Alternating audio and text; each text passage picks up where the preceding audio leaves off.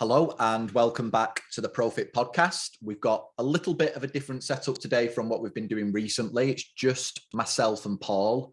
When I say it's myself and Paul, it's me and half of Paul. I think he's at 50% brain capacity at the moment, and you'll know why when we go into today's episode. So just to let them all know that you are here, Paul. How are you doing, mate? Yeah, I'm all right, mate. Thanks for that intro and setting it up, because I think you're going to get a lot of Matt today and a bit of me. Not because I'm not here and present in the podcast, but just we're going to discuss taking on big projects, and we've got a big one on at the minute, and we're right in the eye of the storm. So apologies if I'm not quite with it today, listeners, but I am here, and we're going to have hopefully an informative discussion. Yep. I mean, over the years, Paul, I've always had a bit of a rule with my clients, and it's just turn up. So show up, and then the rest will sort itself out. So we'll apply that today. I am very much in show up mode today. I'm managing to do everything show up, but whether I'm 100% here today, we'll wait to see. So just to set this all up for everyone, at the moment, Paul is part of a big project for opening their first facility, basically. Big gym that's opening, new business model, lots of new challenges, new obstacles, lots of things to learn, lots of things to build. So I thought it'd be a great time, just to add a bit more stress onto Paul while he's in the middle of it all. I thought it'd be a great time to make him sit down and talk about what he's been going through so far. But it's also quite a timely topic, because we were just talking off mic, weren't we, about the fact that we're seeing more of these facilities open now more than ever. There seems to be, if you compare the rate at which commercial gyms are opening, I think they're being outpaced now by these sort of private, independent, boutique style gyms that are more based around a training philosophy as opposed to come and buy a gym membership. So it's quite a timely topic as well, not only because of what you're doing, Paul, but obviously what's going on across the industry. Would you agree with that? Yeah, I think so. I think even in the last sort of 5 or 6 weeks, I think 2 of our guests have been those kind of boutique style gym owners. Yep. I'd agree with that. I think a lot of these facilities that are popping up now as well are really, really good, really high quality, and they're based around getting members results rather than having a membership coming in, hardly ever using it. That old school model of, 50% of the members won't turn up, and if they did, we'd be in trouble because the size of the building can't handle it anyway. That kind of health club membership, I think it's definitely not going to go, but it's slowing down, and I think there's more boutique style gyms popping up, and that's exactly what we're doing. We're doing a PT facility, 10,000 square foot, geared up to get people results, done with a membership, but very much focused on taking the PT experience to a bigger scale, if that makes sense. Because I think a lot of what people want now is they want that PT experience. If I think of all the consults I've done in the last 2 weeks, people want that bespoke coaching session. They want the coaches there to help them get the results. In some cases, and pretty much all the cases, they have been members of gyms, but have really struggled and usually have given up after 3 months, 6 months. But they see maybe personal training as just that step too far in terms of a financial commitment. So they're looking for something in the middle. And I think that's where these style gyms fall in quite well. Yeah. I was thinking about this a little bit earlier on, Paul, before we chatted, and I was trying to think to myself of like other industries where what happens in a gym would be the norm. So what I mean by that is we give people a facility, even though they don't know how to use it, and we say to them, come and use this facility and then figure it out once you get there. And that to me would almost be like opening a professional kitchen and expecting one to enter and turn into a chef. It doesn't exist anywhere else, does it? That sort of mentality or that sort of setup doesn't exist. And I think people are starting to realize, actually, if you're going to go and do this fitness thing, you need to do it properly. If you're going to spend time and money on it, you need to do it right. You need to get it right. Otherwise, you're going to waste a lot of time. You're going to waste a lot of money, and you're not going to get anywhere in terms of results. So, different way of thinking. I think people's mindset is changing a little bit around this area. Yeah, definitely. And the membership style gym around that sits probably slightly different from a lot of places will do maybe a 6 or an 8 week transformation. And again, just from feedback I'm hearing of members joining our gym at the minute, is a lot of people have done things like that and that was it, and couldn't sustain it afterwards. And in a lot of cases, put weight back on and probably in a worse position because it was more of a quick blast, 4 weeks, 6 weeks, and then, what after that? Whereas the facility now that can offer a bespoke membership at a competitive, good rate with great service and really good support from coaches consistently can change people's lives. And I think more and more people are starting to see that's something that they can invest in and that they should budget for each month as well. Even in, tougher financial times like we're in at the minute, you've got to have something that's affordable for people. Yeah, definitely.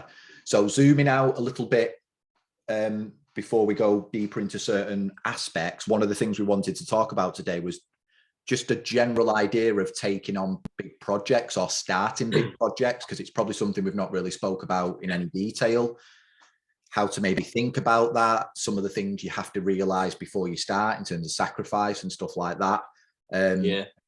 What did you want to mention on that, Paul? Because I know that was something you sort of brought up before we hit record. Yeah, because I wanted to bring up, because probably the last 2 years of the pandemic, before the pandemic, we sold a very, very large PT company, as we've said before. That was amazing to build and be a part of, along with you and the other guys as well. And we built it to a really high standard. And it's something we're all really proud of. And it was stressful. It was time expensive. There was sacrifice involved with that. But I wouldn't change that for the world. And then I kind of had a 2-year break of still mentoring and doing some personal training, but always knowing in the background that we were going to do this facility. We were just looking for the right venue and making sure the team were together. I'll tell you what, the last 2 or 3 weeks, it's an emotional roller coaster of reminding myself that it is stressful and it is time expensive and it is a lot different than if you're just running a one-on-one PT business with some coaching on the side or whatever. You're very much in control of your time. I think for anybody wanting to take on a big project, I wanted to discuss, what do you need to know before you go into it? You need to understand there is going to be sacrifice. There is going to be times when you're giving up your weekends and you're giving up your family time. It is going to be stressful. There's going to be times when you question it, and it's part of the fun, if you know what I mean. I was talking to somebody yesterday about this, one of my coaching clients, saying it's so fun, but also so stressful. And that's the kind of paradox of it, is you kind of hate it, but love it at the same time. Yep. And that's the only way I can explain it. Yeah. I suppose it's because I think the fun comes from stretching yourself, doesn't it? It's like when you go through a hard workout, it's hard and it's stressful and you hate it to some degree, but you enjoy it at the same time. Like I say, it's that paradox, but it's that idea of pushing yourself.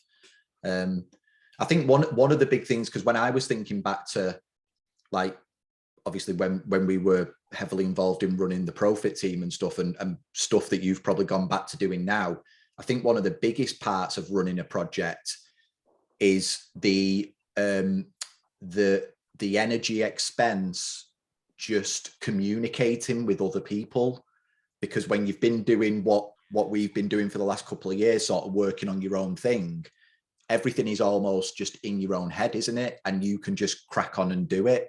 Whereas when you're working as part of a team, there's meetings, there's a lot more communication, there's a lot more making sure messages have been understood and been put into place, who's doing what roles.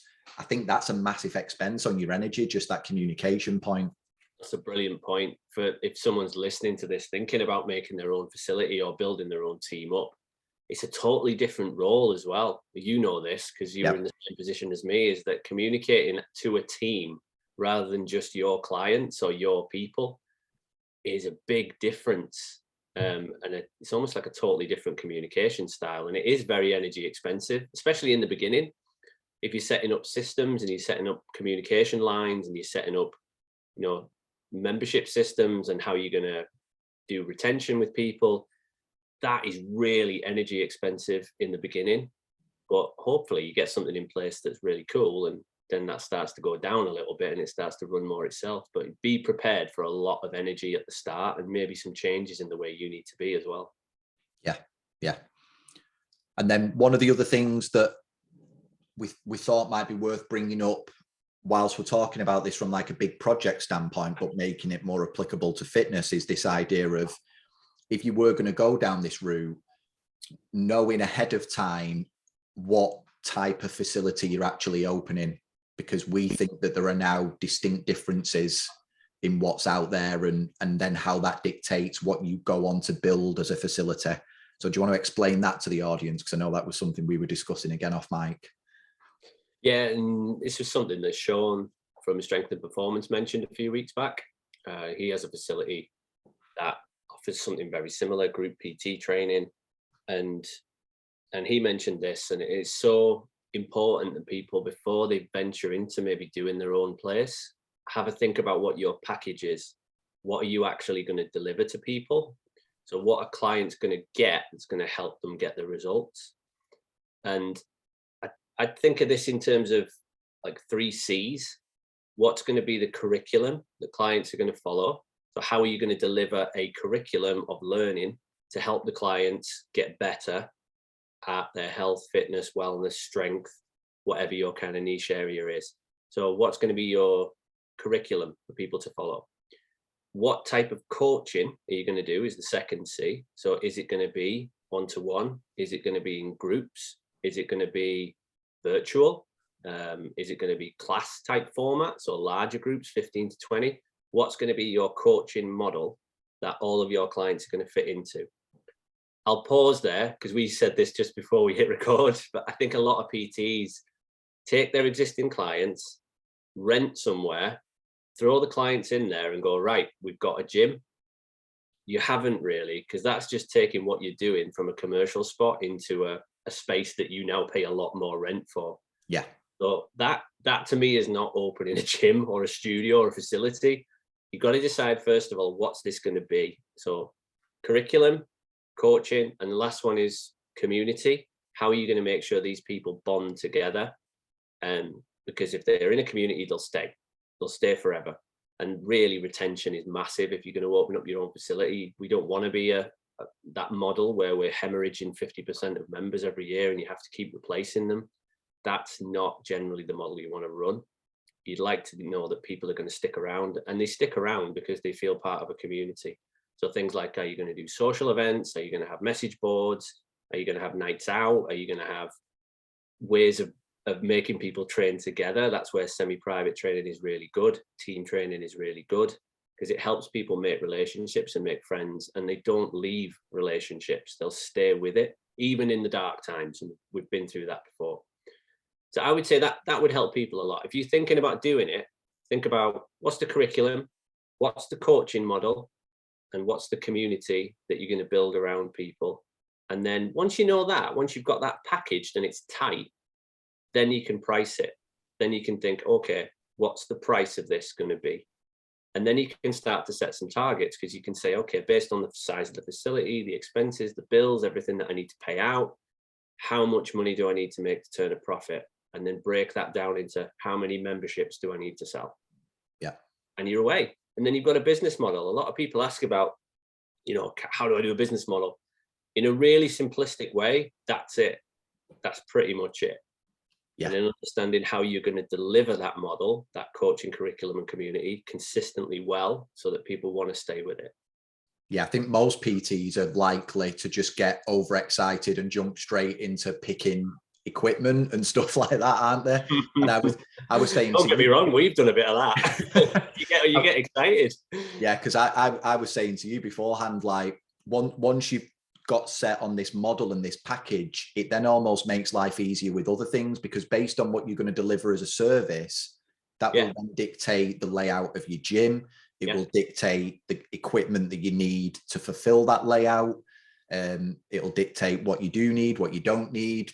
Do you need lots of floor space? Do you need open areas and things like that? So it'll answer a lot of questions that if you didn't have a model, it'd be easy just to fill up all your floor space with kit and it not really serve any purpose. I know that's a mistake I've heard people talk about before, and then they have to sort of go back from there and sort of redo it. Well, as a real simple example, we had Johnny and Jamie on from the Strength Collective recently, and they mentioned about their front area, their reception area. When they first opened, they thought, oh, people will love an area to come and chill, sofas everywhere. Turns out not so much.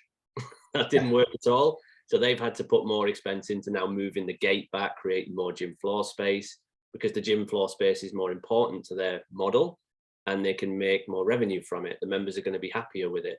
So, you know, you're going to make mistakes, but if you have that set up front, you're much more likely to, like you said, kit out a facility that works well for your members, and every square foot of that facility is, not to be too vulgar, making money. Yeah. Because you don't want dead space in your facility where it's like that 3,000 square foot over there doesn't do anything, nobody uses it. That's costing you money every time you open the doors and turn the lights on. Yeah. So yeah. So I hope that gives a bit of an overview of, have a think about what it is you're going into, have a think about the sacrifices you're probably going to need to make, maybe some of the mindset shifts you might need to make as well, because you go from, especially if you're a PT, you're going to go from being a PT to a facility owner.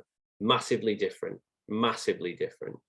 And you will need to adjust and make changes, and that will be stressful. It will be, because even though it's a good change, nobody likes change. Yeah, yeah.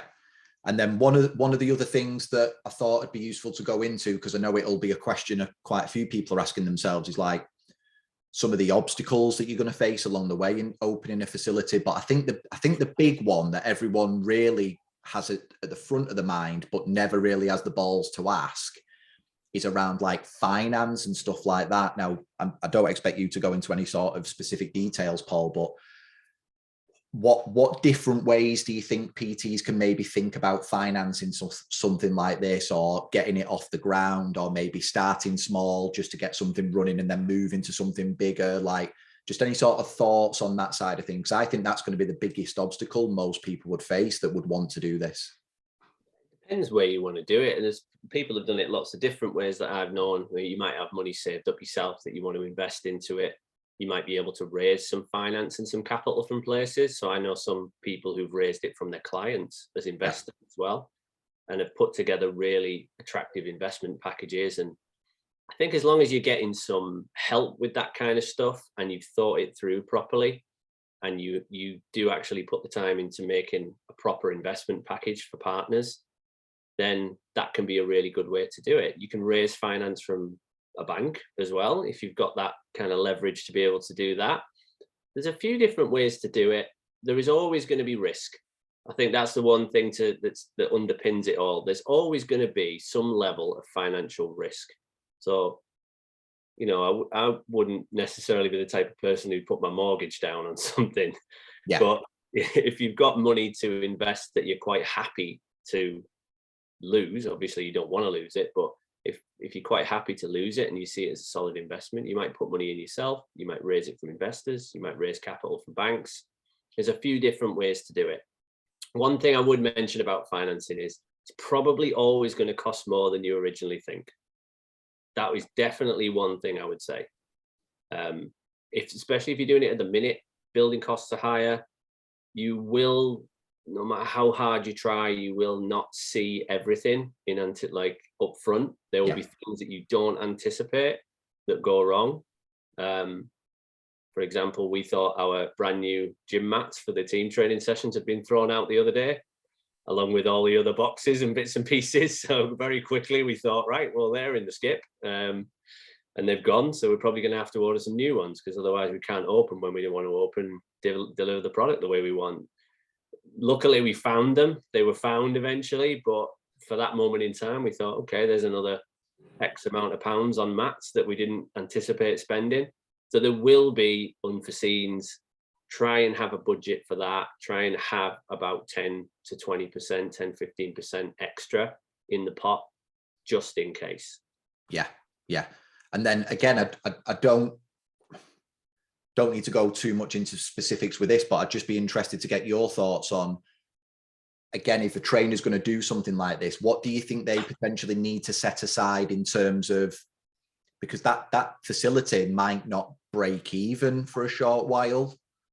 Exactly, yeah. So how do you think someone needs to approach that from like mentally and then actually financially, in terms of types of money they need to set aside to see them through them first few months and maybe even the first year?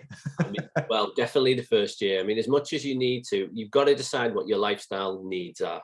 Because especially if you have family commitments, things like that, you need to know a number that you must make each month for you to feel like you're covering all the bases that you need to. Because otherwise you're going to be stressed out of your mind every single day, and you're not going to go in and deliver what you need to deliver. The second thing I would say with that is, when you do your financial planning, I think we must have done, and I say we, it wasn't me, it was my business partner, Steve, did all this. He must have done 15 to 20 different illustrations of a 5-year financial plan. And that was basically ranging from amazing best case scenario right down to the worst it could possibly go. Yeah. And not, that wasn't to be doom and gloom, but it was to cover all bases. It was to make us kind of look at it sensibly and go, okay, what does everybody need? How can we, well, what's the best case scenario? What's the worst case scenario? What's all the things in between? How do we feel about that? Is everybody comfortable with that level of risk? You know, and get everybody on board with knowing that here's what we need to do, and then start chunking the targets down into X number of members we need to recruit, X number of members we need to retain, and really getting down to then the day-to-day targets. Because if everybody stays on top of that, we know that the plan's going to work. So it mitigates a lot of that risk, de-risks it. Yeah, I suppose what it does as well is if you've got all them plans, and let's say you're growing at maybe a slightly faster pace than you initially thought, well, you've already got a plan made for what that would look like, haven't you? You've already got that plan written out. Like we thought we were going to grow at this many members. We're actually growing at this many members. Yeah. So here's what that's going to mean, because we're going to need a new coach a little bit sooner than we thought we would to keep up capacity. We're going to need this member of staff a little bit sooner to keep up. Vice versa, if it goes the other way and it's a bit slower, you've got that blueprint for what's going to happen if that should happen. Right. You're not trying to make it up as you go along. That's it, absolutely right. Yeah, and you've got to forecast as many different ways as you can, and be prepared for as many different scenarios as you can. Because the truth is, you don't know how things are going to go. Nobody saw COVID coming. Nobody saw, potential recession around the corner. Nobody saw that in 2008 either. So it's hard to kind of predict what's going to come up, but you want to be as prepared as you possibly can for any scenario. And I think that'll give you a lot more security, and then just making sure your personal finances aren't going to be ridiculously stretched. I think that's not a great recipe for most people. I do know a few burn the boats type people who are, we're either going to win this war or we're dying on our sword. Like, that's not everyone though, in my experience. And in fact, I've seen that backfire on quite a lot of people who aren't like that. So you've got to really check your personality. If you think, oh no, I'm just going to go all in, I'm going to bet on black. If that's not your core personality, I would advise against that. Yeah. The problem with that mindset sometimes is that when it goes wrong for those people, you never hear those stories, do you? But you always hear the ones where it succeeded. So the people that burn the bridges and it works are the ones that are out there sharing that story. But the ones where it went absolutely tits up have sort of ran off with the tail between the legs. Yeah. And we probably should say, because we had Mark Edmondson on last week talking about going all in, and we were really keen on that.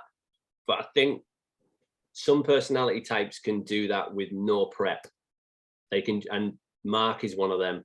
Yeah, I know Mark for a number of years. He can do it on a moment. He'll go, that's it, I'm gone. I'm doing this, I'm going all in. For some people, that won't work.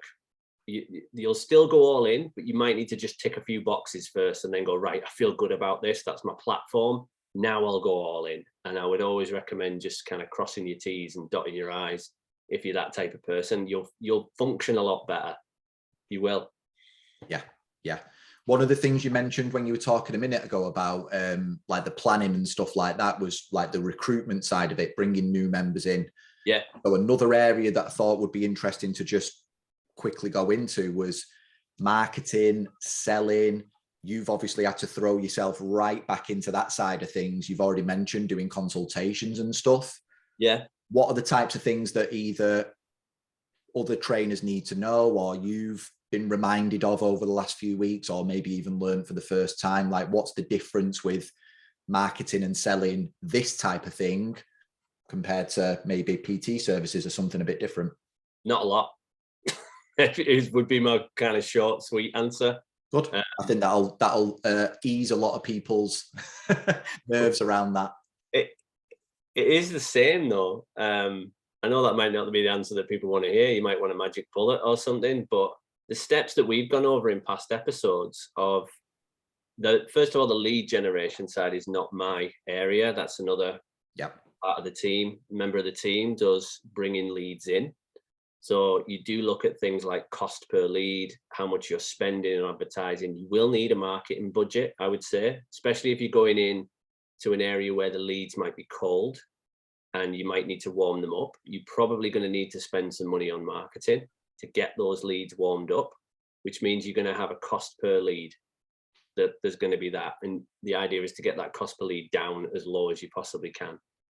Now, once the leads are in the funnel, it's all the same. It's all the same as if you were doing a PT consultation. They might fill in an inquiry form. How quickly do you get back to them? What's that first phone call like? Do you build rapport enough? Do you manage to get them then booked in for maybe an appointment? And we're using a Zoom consultation at the minute. And from there, the Zoom consultation is really similar to what I or any of you or any of the team we've worked with would do a PT consultation. You're still going to follow the same steps. You're still going to build rapport.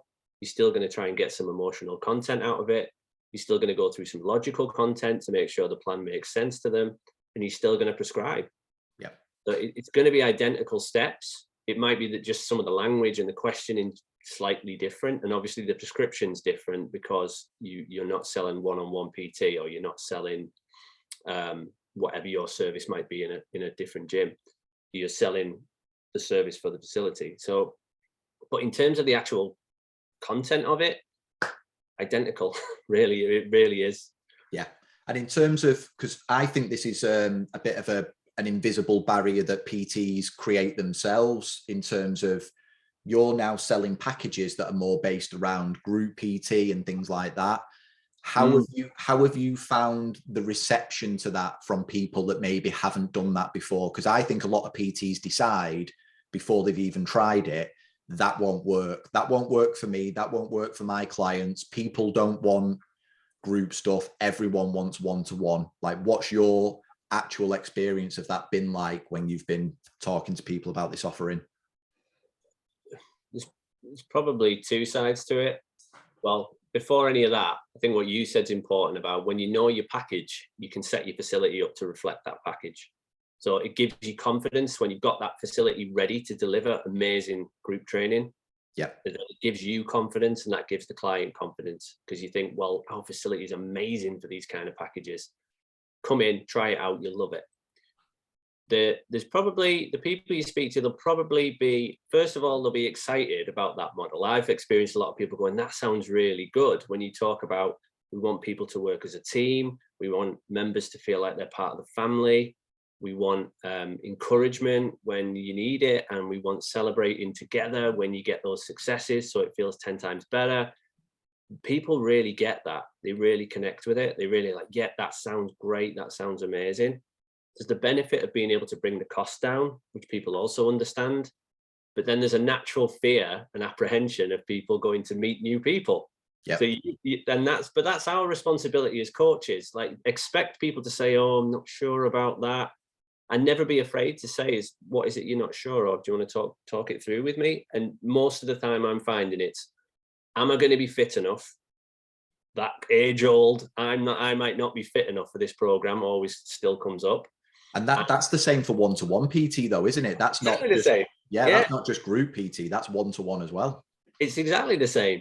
And then I think meeting new people, if they're a new person coming into a group of 2 or a group of 3 and you're adding them in, then I think there's a nervousness to that. But that really does come down to how we introduce them to people and how we bed them into the the facility itself, and we get them to know people. And once they do, as long as they're open to that idea, then they'll love it. Trust me, they'll love it. They'll never look back. Yeah. I think that's when, as a coach, if you're delivering those sessions, that's when you've really got to put a lot of energy into creating that connection between those people early on, haven't you? You've got to be the one that brings that person in and says, right, Paul, you know, this is Matt and Steve. Here's what they're interested in. They've got these similarities to you. You know, don't talk to him. He's a Leeds fan, you know, and like you've got to create that up front.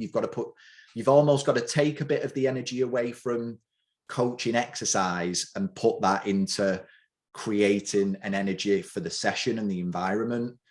And before you know it, it's like they've all known each other for years. That's it. And you've done miles more group training coach wise than I have in the past, to be honest. In the new facility, I won't actually be taking any of the group coaching sessions. And I think you've probably got more experience of doing that than me. And you're right. I think you have to split your energy between the technical coaching and getting the session right, and also bonding the people together and doing as again, Sean from S&P mentioned about doing the high fives and the little mini celebrations and the name call, making sure that you've got everybody knows each other's names. You've got to put time and effort into that. Yeah. Last sort of area that I thought we'd go into, again, just trying to give people some bigger things to think about, is we're recording this at the back end of 2022. I know people might listen to this way beyond that point, but at this moment in time, what do you think gyms or these types of facilities that we're seeing opening now, what do they need to be offering that maybe commercial gyms aren't doing? Where are they getting left behind? Because the commercial gyms are always going to be around, we know that, but there does seem to be this shift towards not necessarily smaller facilities, because some of them are quite big, like you mentioned, yours is 10,000 square foot, but there's something missing from the market that these independent facilities have spotted and are filling the gap. What do you think that is? What do these places need to be put in front and center? I think it's two things, and you might add to this. Results, right? Dead simple results. Yep. And that's where PT is different from being in a commercial, or that's where PT added to a commercial gym or a different gym facility. You've got to get people results. They're coming for a result. That's the first thing. And the second thing is creating an experience and a community, because they'll come for the result, but they'll stay for the experience. And if they stay for a number of years, then they're going to live a healthier, happier lives. And I think where commercial gyms fail is in getting the members results and creating a community. I think that's where they struggle. And, you know, not to point the finger at commercial gyms, because I think that model doesn't always lend itself to the staff being able to deliver what they need to in that area. I don't necessarily think that's staff members' faults. I think having worked in those facilities as an instructor, a PT, a gym manager, a regional PT manager, I know that they're not necessarily set up to highlight those two things to the members. That's not the fault of the staff in those gyms necessarily, but I think where you can win if you're a sort of small, medium-sized, slightly bigger sized facility that delivers PT at the minute, is you can win on member experience and getting people results. 100%. Yeah. And the other thing I wanted to highlight while we were talking about this, because I know there'll be PTs that work out of commercial gyms at the minute, and I don't want them to suddenly think that where they work is like redundant. It's not that at all. Yeah. I think what you can do if you're a smart individual at this moment in time, if you're not already doing this, is look at what some of these facilities are able to offer and ask yourself the question, how do I replicate that experience in this facility? Because the commercial gym facility can actually be really good in terms of quality of kit and things like that. There can be a lot of very, very good stuff going on in there. What's missing is the service and the experience that you mentioned, Paul. So as an individual in that gym, if you're running your own business, if I've got no interest in opening a gym, or I'm just not in that position yet, I'd be looking at these other gyms and going, okay, how do I do what they're doing where I'm based without all that risk? Definitely, yeah. How do I do that? And I think if you get that right, you'll be absolutely nails in one of these facilities. You'll do really well. Well, one of the premises we went into opening this facility with was, if you look at Profit, we were 100% out of commercial gyms. Yep. And we're delivering 20,000 plus hours personal training every month in those facilities. But we definitely created results, and we definitely created experience for members. And one of the kind of premises we went into this facility with, we already know what we're doing. We just got to put walls around it. And that really was it. So if you're a commercial gym PT right now, you 100% can do what we've just talked about and deliver that for your clients in that facility. And that's a really good learning situation as well, is to really get it down. What is your curriculum? What is your coaching style and structure? What is your way of helping clients mix and become a community and create experience? And once you've nailed it, might be a good time to look at something to do like a facility or a studio or a gym. Definitely. Yeah. Anything else you wanted to cover before we finish off, Paul? I think I've took every last ounce of energy out of you. I was going to say, can I go? Paul's going to go and lie down in a dark room. I've got a lot of stuff to do, but no, that was fun. That was good. I hope it's useful. If anybody wants to reach out to us who is thinking of doing a facility or wants to ask us any questions, then 100% fire them in. Just let people know as well, Paul, where is the facility? Let them know where it is, what it's called, because people might want to come down, they might want to get involved. Just let them know. Yeah, 100%. If you want to pop your head in, it's called Profit Gyms. It's in Walton Le Dale in the Capital Trade Retail Park. And you will not be able to miss us. There'll be a whopping great Profit Gym sign outside. And feel free to pop your head in, have a look at the facility. It's a blockbuster one, brand new. And if people want to come down and have a look, feel free. Make sure you're following it on all the socials as well, on Instagram and stuff, because they're putting loads of good stuff on there about what the client experience is like, what the facility is like. So again, you can watch from afar and pick up a lot of really good inside information, I think. Profit Personal Training on Facebook and at Profit Personal Training on Instagram. Yeah, and you'll see a lot more of the facility over the coming weeks, because up until now, all the finishing touches have been being done. So when it's open, when members are in, you'll see a lot more of what the training facility is actually like. And I'll have to come down and meet you there, Paul. Yay, defo. Start doing some podcasts from there. That's what we do. Yeah, right? Yeah. Nice echoey building. Yeah, poor sound quality. Yeah. Right. Signing off today then. I hope everybody gets some use and some value out of that, and we will see you next week. Take care, everyone.